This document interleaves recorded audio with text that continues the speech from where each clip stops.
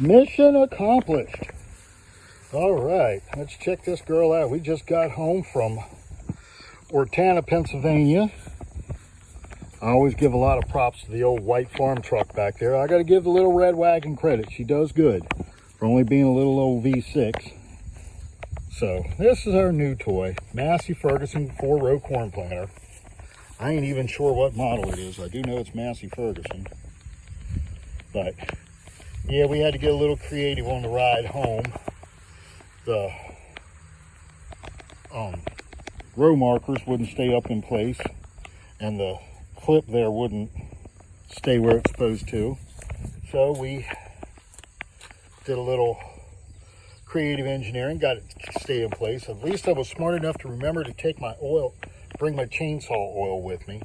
I had a gallon of used motor oil back there. I keep putting on the bar in the chainsaw, and needless to say, you can see how dry the chains were. But this was the main drive, and thankfully none of this other stuff was turning. It was freewheeling, so everything was turning down to this point right here. But it's not bad.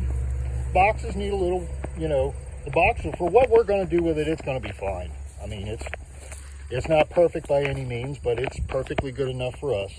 There's my other safety there, because this thing was hanging way out in the breeze, taking up a lot of room, taking out trees and, pedestrians and other things like that. So I had to break out the second greatest invention known to mankind. First greatest invention would, of course, be the 5-gallon bucket, the second being baler twine. But as you can see, it came with a whole mess of different plates, so I can plant everything from soybeans, corn, to pumpkins, sunflowers. Who knows what all we can't plant with this thing. But our fertilizer coulter, since we're not going to use the fertilizer boxes, I'll leave them on there simply so I can use them as ballast boxes. I'll fill them with rocks or whatnot like that.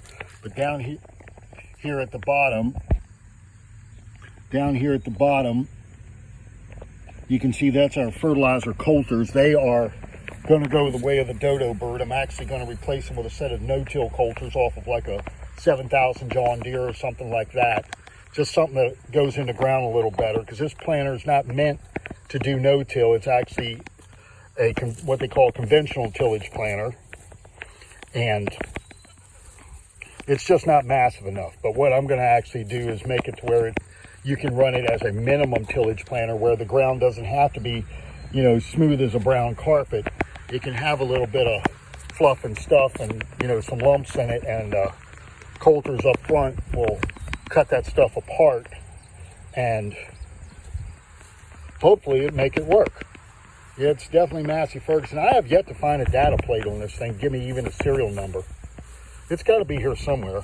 Let's look for it together. Well, I don't see it in there. Normally it would be somewhere on the main frame or on the tube. Not on the tongue, that's for sure. Back around here and see if it's in the back somewhere. It'd be really nice to have a model or serial number on this thing, so when I go to buy parts, I don't just have to tell them, hey, it's a Massey Ferguson corn planter.